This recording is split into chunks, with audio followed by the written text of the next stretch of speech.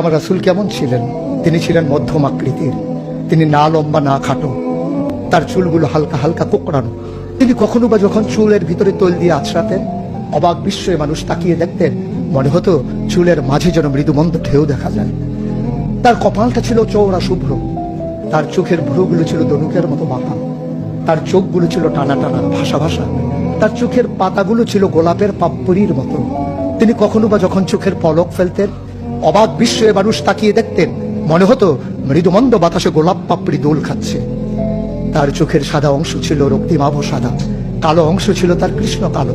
তার ঠোঁটগুলো ছিল গোলাপি রঙের, তার নাকটা ছিল খাড়া, ছিদ্রগুলো ছিল ছোট ছোট, নাকের নিচেই ঠোঁটের উপরে ছিল চিকন সরু গোঁফ।